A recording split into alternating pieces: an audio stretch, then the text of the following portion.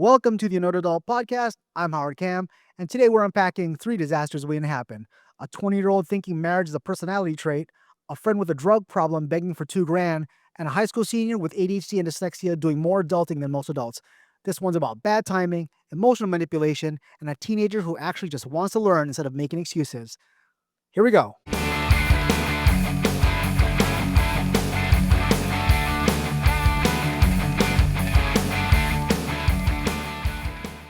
All right, let's break down our first question because what you've got here is like this stew of love and youthful optimism, parental coddling, and like just good old fashioned societal pressure. So your boyfriend, who is almost 22 years old, like somehow that makes him more marriage qualified than a regular 21-year-old. He wants to get married, and you're 20. You're going to be 21 soon, and you've been together for 5 years. First of all, that means when you guys started dating, you were 15 and 17. Okay. So that's basically like toddler love in grown up shoes. I mean, I was still figuring out, how deodorant worked at 15 years old. And the idea of like forming a lifelong legal bond with someone at that stage is like trying to choose your favorite cereal for the rest of your life before you've even developed lactose intolerance. But let's talk about what's really at issue here. Why get married? I mean, seriously, take a minute to answer that to yourself without using the words love or cute or dream board. Why marry him? You already live 11 minutes away. You see each other when you want. You have full-time jobs and your parents are already funding this, existence that you have like it's some low-budget rom-com that they're producing on the side. And before someone picks up their Bible and throws at me, right? No, marriage isn't sacred anymore, okay? It's this state-sanctioned business contract, and that's all it is. You're not getting magically bound by fairy dust and unicorn tears. You are signing a legally binding document that merges all of your finances and makes breakups require lawyers, man. So yeah, congratulations. You've just transformed a potential "we grew apart" into "we're going to mediation every Thursday. My mother thinks you owe me half the dog." And let's get real about the age thing. You're 20 years old. You're not crazy for wanting to get married. That's not really the issue here. Wanting love, commitment, and a future, that's all great. It's healthy, but wanting something and being ready for it are different animals. Because one's like this very sweet little puppy licking your face, and the other one's like this rabid raccoon ripping through your trash and giving you rabies, right? Guess which one marriage is? Because you're both still living at home. You're not cohabitating. That's not a bad thing necessarily. I'm not judging the logistics here.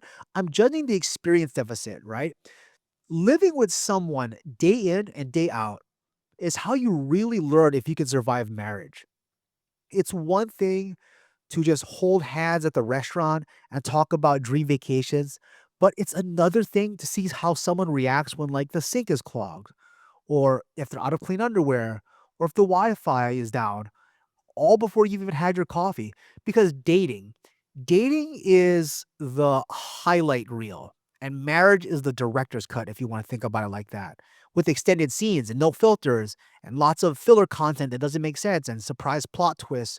I mean, don't hit me with, oh, but we've been together for 5 years. Time doesn't mean maturity. Like moldy sandwiches have been around for a while, but I don't eat that, right? Or trust that with legal documents. And I want to address this marriages for love fairy tale that a lot of people have. If marriage is truly for love, then let me ask you this. Why are so many people staying married and hating each other's guts? You can absolutely love someone without marrying them because that's what dating is. That's what life partnerships are. You want to love them forever? That's awesome, right? Go to therapy together, build a savings account, go travel, file your taxes separately like emotionally healthy adults, buy a Costco membership together, right? That's commitment. But marriage is, at best, a financial tool and is legal optimization tool. And if you're doing it for any reason other than taxes or health benefits or end of life decisions, then you're lying to yourself. Yeah, not sorry, right? That piece of paper doesn't guarantee loyalty. That marriage certificate doesn't guarantee effort. That marriage certificate doesn't guarantee emotional growth. It just guarantees paperwork. Do you know what happens if you marry now and then change in 5 years, because spoiler alert, you're gonna change, you're gonna outgrow each other. Or worse, you'll try not to outgrow each other because you've tied your entire self worth to the idea that, oh, this was supposed to be forever. And that's how people end up in these loveless, passive aggressive situations, right? Hating their lives, wondering what could have been if they just waited like a damn decade.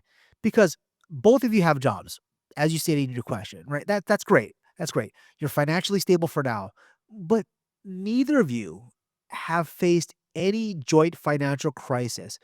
None of you has had to manage a layoff of the partner, right? Or like a rent hike or medical debt. Like you don't know how he's gonna react when you're down, right? And you don't know how he's gonna react when your mental health takes a nosedive and then you're crying because you dropped your Starbucks and that was your whole week's joy. But here's what I would do, and what I tell my own students if they came to me with this. Ready? Here we go. Don't get married. Not yet. Move in together first. 6 months minimum. Pay full rent together. Bill splits. And if you want to like make it through flu season and still want to have sex, then yeah, you're on the right track. But build this independent credit. Stack up your savings accounts. Take a trip together when you both have days off and you can navigate airports and delays and luggage that smells like somebody's feet. That's the real test. And then get therapy individually and then maybe together. See, premarital counseling isn't just for people who already booked the church. Set a damn timeline. Like in 3 years, if you still feel the same, you'll talk about engagement. That's responsible. That's a very mature thing to do. That's not impulsively trying to tie your life to someone because you got through this adolescence phase without breaking up. And if you still want to romanticize marriage, then ask any divorced person, or better yet, ask someone who's been married for like 20 years if and is still happy. But be prepared for the most brutally honest, glaze over answers you've ever heard. Because even the happy ones will tell you this shit ain't a Disney movie. Man, it's work. It's constant work. And like most people don't even want to update their phone software regularly, let alone work on their partner's emotional baggage every damn day. So, no, no, you're not crazy, but you are young and you're idealistic. And you probably got swept up in this whole, oh, we're soulmates fantasy. Okay, that's fine. You're allowed. But just don't let that feeling trick you into signing like this contract with consequences you don't fully understand yet. Stay in love and be obsessed with each other. Build a life together, not just a wedding. And if you still feel like you want to get married after living in the trenches together, okay, then go for it. But right now, no, I'm going to say no at your age. So save that money, get a joint Roth IRA, and keep it moving.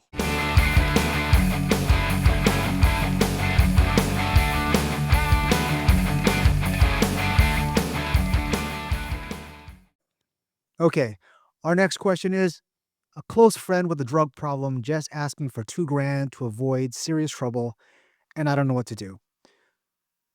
First question, what the fuck does that even mean? Serious trouble. Like, serious trouble could literally mean anything with someone battling addiction, right?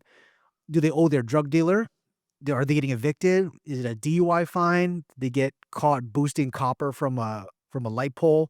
Like, it doesn't matter because at the end of the day, it's still wrapped in that same meth scented bullshit sandwich. Look, I'm not saying you don't care about your friend. I'm not saying you shouldn't abandon them completely. But I'm saying this as a fully licensed adult that giving money to someone with an addiction is one of the stupidest fucking things you could do. Because let's break this down.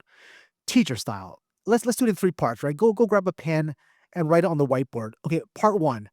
How long has this person had a drug problem? Is this some like they partied too hard last weekend and then got stared straight situation? Or are we talking like a decade long spiral into chaos with guest appearances by Jail and Jesus? Because that matters. And before you say, oh, but I've known them forever, let me remind you addiction doesn't give a shit about your shared friendship. Your friendship is no longer a priority. Meth or whatever drug he's on is his new best friend. Here's part 2. I want to know what they've done to help themselves. I mean, other than the current attempt to guilt you out of 2 grand, because this is important, right? Have they been to rehab? Have they been to Narcotics Anonymous meetings? Have they been to therapy? Have they even ever admitted they have a problem out loud to anyone that wasn't holding a vape pen and like a Monster Energy drink? Or do they just show up every few months with some stupid ass story freshly pulled from the bullshit binder? Like, oh, I just need to get back on my feet, or it's for rent, or I swear it's the last time. Because, dude, spoiler alert, it's never the last time. That nonsensical script has more sequels in it than any other thing in history. And let me tell you, if someone isn't actively trying to fix their shit, you can't fix it for them. You can't love someone out of addiction. That's a hard pill to swallow. And three, let's do third, right? Here's the most important part, and I hope you remember this one. You don't give them money, period. Like, I don't care if they say it's not for drugs. I don't give a shit if they look like they just cried through a, dog adoption commercial. I don't give a shit if they swear up and down, oh, it's the last time. No, no, do not give them money. Because someone with a drug problem asks for money, they're not asking you as your friend. Dude, they're asking you as a fucking addict. And those two people are not the same person. See, your friend, the one you love, is buried somewhere under this ton of poor decisions and chemicals and self sabotage. You're not talking to that person anymore. You're talking to a version of that person that's mastered the art of bullshit and blackmail. And guess what? If you give them money and they overdose or they get arrested or, disappear, you're not going to feel helpful. You're going to feel complicit in your actions. And then, yeah, since we're on that, like, let's address the guilt that you're going to be feeling. I know it's there, right? You have this little voice saying, but what if they really need it? Okay, here's what you do. You look that voice right in the face and say, shut the fuck up and go get the fuck away from me. Because if you want to help them, that's great. Go take them to rehab. Go find them a meeting to go to. Take them to detox. Cook them lasagna or whatever the case, and remind them that, functioning people still have to eat. But under any circumstances, don't pull out your wallet. Don't let them borrow your phone. Don't let them like stay at your house because your shit's gonna disappear when you come back home.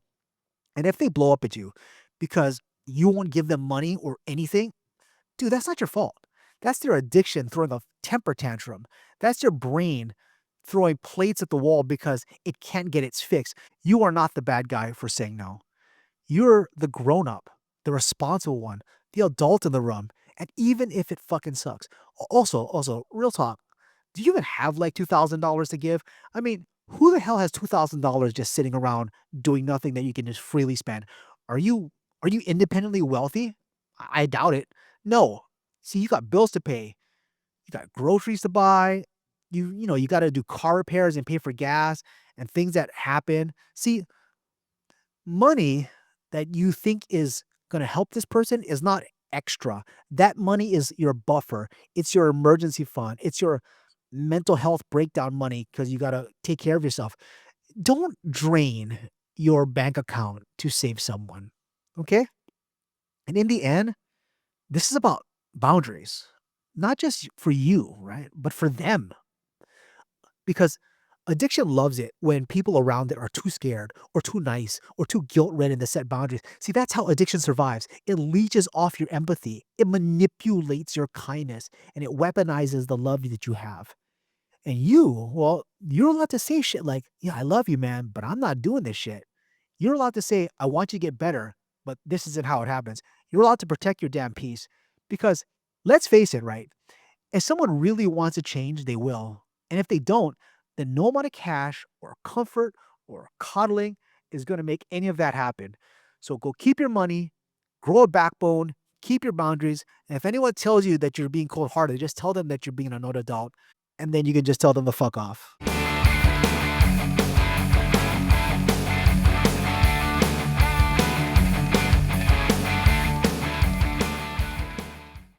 All right. So here's the next question we're working with. A 12th grader just wrote they've got ADHD, probably dyslexia, but they're not diagnosed. And they're having trouble with reading and spelling. and they're not on grade level and it's wrecking their academic confidence.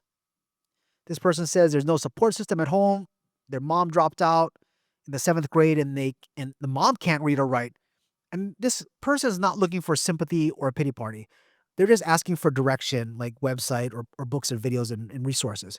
And they want to learn. They just haven't had the tools and the help. And they're feeling embarrassed about it. They're even worried about it. And they feel like, they're part of the reason that people are getting dumber. That's how much this person cares. Okay, let me start with this. They're sitting there with heavy shoulders, staring down their demons and saying things like, all right, I need help. Point me somewhere. Dude, that's not weakness. And that's not embarrassing. That's what actual strength looks like. So if you're listening to this thinking like, oh, wow, I never admit that out loud, then this kid has already whooped your ass. Now let's cut the bullshit. First off, ADHD and dyslexia are not personality quirks. That's real, man. That's some real neurological shit. They fuck with your ability to process the world the way school says you should. And if you're dealing with both, then man, welcome to the Thunderdome, right? Because ADHD means you're often distracted or overwhelmed, and your working memory is like a squirrel with, 8 energy drinks inside of it. And dyslexia means reading is not just hard, but it's like trying to decode some ancient language. So how do you fix it? You don't. You're not broken, man. You're not broken. School's broken. But what do you do instead is you learn to navigate it. Like you got to play the system and you got to outsmart the very machine that's designed for people with neurotypical brains and rich parents who buy them tutors and flashcards and fucking gold stars.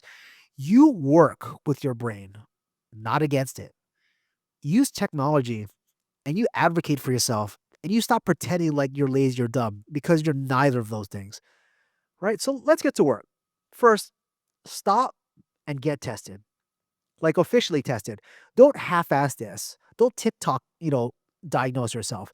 If you suspect dyslexia, ADHD, or any of those things, then you need to get a diagnosis that's on paper. And I don't care if you got to go through your school counselor or your doctor or, get an independent clinic to do that. You need that damn paperwork. Why? Because once it's official, you unlock what the system calls accommodations. That means you get extra time on tests, you get different assignments, you get reading software, and you name it. Ooh, guess what? That's not cheating, man. That's equity. And that's how we're going to level this playing field so you're not trying to like run a marathon with this 1,000-pound bag on your back. Because if you're in public school, your school has to evaluate you if you're requested in writing. That's federal law under the IDEA and Section 504. Go look that up on the internet. You need to say things like, I want a full psychoeducational evaluation. And then boom, done. They're going to make that happen for you. And then let's talk about the tools, right? So since you've got ADHD and possibly dyslexia, we're going to build this toolkit for you once you get that paperwork. And that doesn't suck. Like you're going to have text to speech tools like Natural Reader and Speechify. You're going to have Grammarly and Google Docs voice typing to help you because grammar's hard and Grammarly will help you clean up that grammar. And you can just talk into your computer and it'll type things for you. Oh, this is big. AI is going to be your new tutor. Yeah, use like ChatGPT and Google's Notebook LM, and they can rebuild questions for you. So whatever text that you have from your teacher, anything confusing, you can just break it down and say things like, "Oh, explain this to me like I'm a 5-year-old and give me examples." And then boom, it'll break it down and clearly give you all these examples that you need. You can say things like, "Summarize this paragraph in simple terms," or "Rewrite this at the 7th grade reading level," and it'll help you. There's audiobooks and there's podcasts because I understand reading books can be real difficult for someone with dyslexia.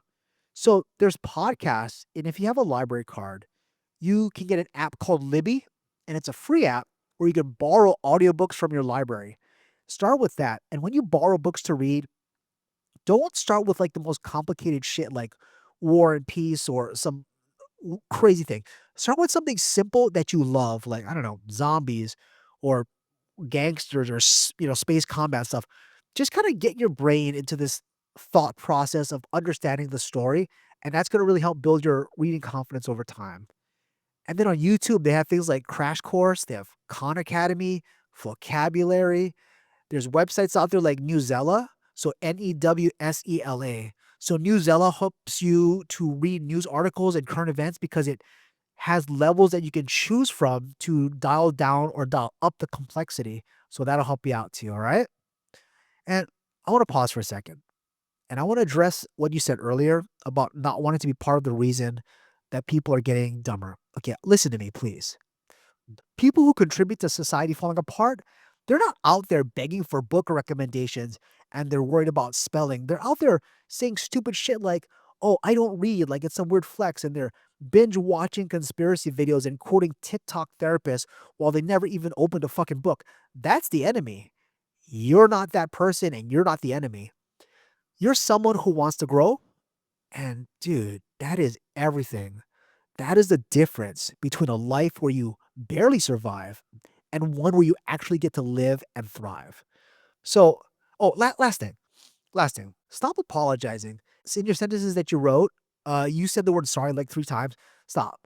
You don't owe anyone an apology for struggling. You didn't choose this hand, but you are choosing to play it. And that is awesome. That what makes you the best person. Don't hide, man.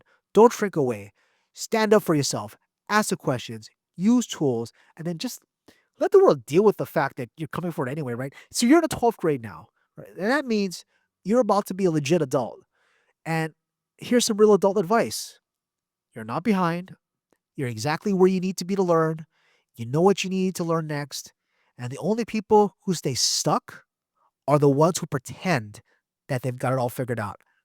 Dude, I believe in you, and I wish you the best. And that, my friends, is all the annoyed adulting we have time for today. I hope my unfiltered thoughts gave you a laugh, a nod of agreement, or at least made you feel a little less alone in your daily annoyances. Remember, if you've got a burning question, a perplexing situation, or just something that you really want to grind your gears about, send them my way.